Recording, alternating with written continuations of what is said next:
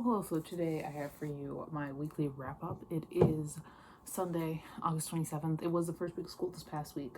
I do have a decent amount of books, but you can tell that I did definitely make an effort to keep up with my Goodreads challenge, and I'm 2 books behind right now. So, but I did read 1, 2, 3, 4, 5, 6, 7 books this past week, which is on the low end of my average. So first up, I read The Unraveling of Cassy Holmes by Elissa Sloan. What this book is about, it's one of those music books that's been coming out pretty much after Daisy Jones and the Six kind of took everything by storm. This follows a girl pop group from the early 2000s after they've been broken up for a couple decades, and one of them just died. Seemingly she killed herself, and so we go back and forth between these 3 women who are left in the present day and Cassidy's point of view in the in like 1999, 2000, 2001. It was decent. It was interesting. I do love a good music book. I love music. This one was less exciting because I'm not as into this genre of music. I think we need more books about heavy metal bands in like the 80s. Like that are like this. I think that I'd be really into it. But I did really enjoy Daisy Jones and the Six. This one a little bit less so. I thought it was really juvenile. It felt like a young adult book to me. And it's not. It's not marketed as a young adult, but it's marketed as an adult book. And the writing and the characters and everything felt very much like a young adult book. So that was just weird to me. Like that it wasn't a young adult book, but it really definitely was. I did give it 3.75 out of 5 stars. It's not my favorite. It wasn't bad, but I did read it. Then I read one that's technically a reread.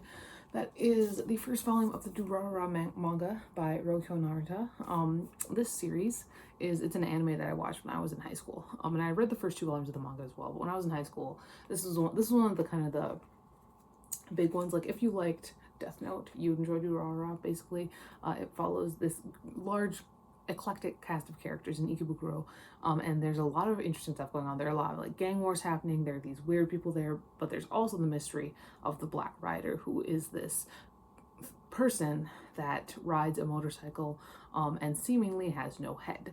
And we do meet the Black Rider. The Black Rider is a character, and they're looking for their head basically. But no, I think it's a really interesting concept, and there's so much going on all the time, and I love the characters.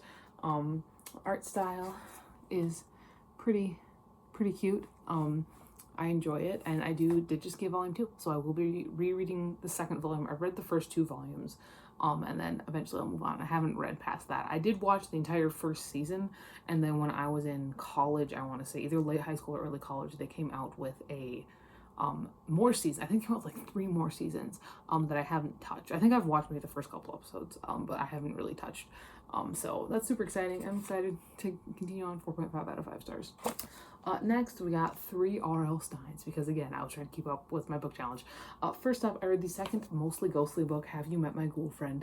And this is a series, and it's a continuation series, like a continuous series, where R.L. Stine is writing about this loser of a young man who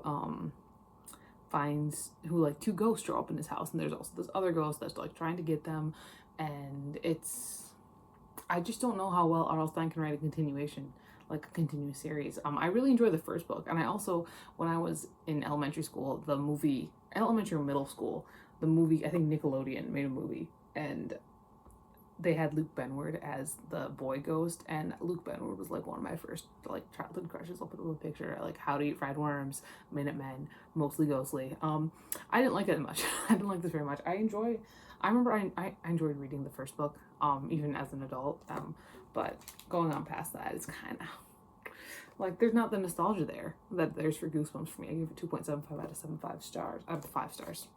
And then, speaking of Goosebumps, we've got Why I'm Afraid of Bees, which is a fun one. Again, the most loser of all losers. I don't know what Stine's deal is right now. These main characters who are just complete losers. This is about a kid who's scared of everything, and he's super clumsy, and he doesn't have any friends, and he decides he wants to change his life, and instead of going into the body of the young man that he thought he was going to be, he turns into a bee.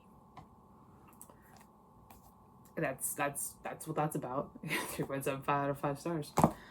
Then, Welcome to the Wicked Wax Museum, which is a readable where you choose the scare. I died immediately. Like, immediately. I died. So, there was that. But, I think I gave it 5 out of 5 stars. Yeah. I think my Goodreads review says I died immediately. 5 out of 5 stars. Then, another reread here. Wolves of the Calla, which is the 5th Dark Tower book. I think I've only read this book when I've been doing a full reread of the series. I've never just grabbed this one out of the stack and reread it like I have with the first 3 books in the series. But this is where we really start to ramp up towards the end. I mean, we've got Susanna's new issue in this one, which I don't really want to spoil. We got the Calla, which I love. I love the Calla. I love the characters there. I love the going back and forth to New York. I love Eddie Dean. I love it all. And I think there's a really great fanfic somewhere out there. I'm just thinking in my head that probably somebody's written a really great fanfic about like Eddie Dean and Jake Chambers meeting in New York when they were kids, because they're roughly the same age if you look at like when they were born. I think Eddie's maybe 1 or 2 years older. Because Eddie's like, I believe he's 23 when he gets drawn.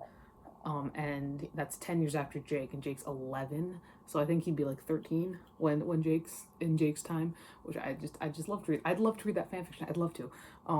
But no, this is a great book. This is a beautiful edition. This is a hardcover. It's got illustrations inside. It's gorgeous. Like these are the Dark Tower books I'm trying to like get my hands on. It's these beautiful hardcovers. I think they're gorgeous. I want them all in this edition. I give it 5 out of 5 stars, I'm pretty sure.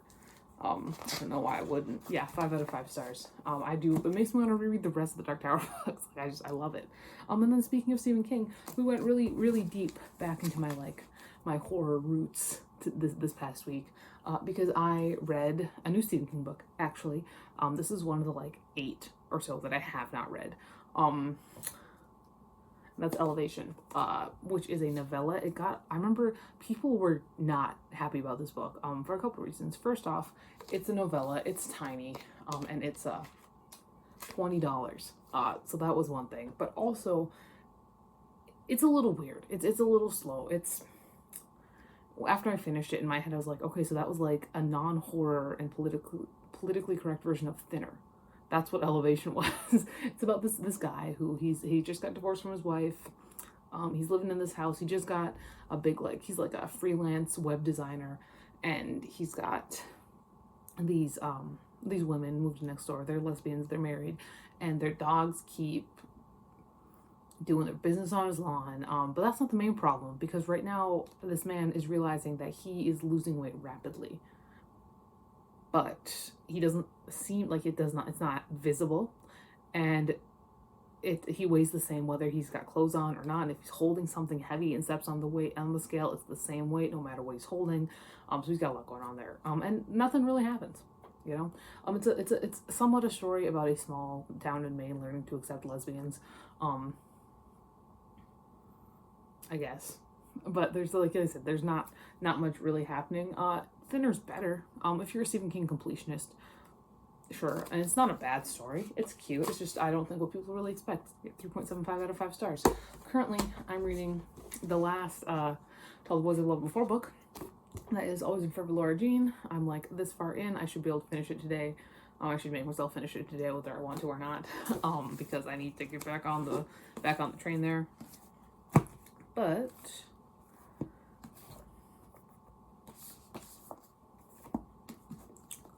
these are the books I read this past week. That is all for free day. I will talk to you later, and goodbye.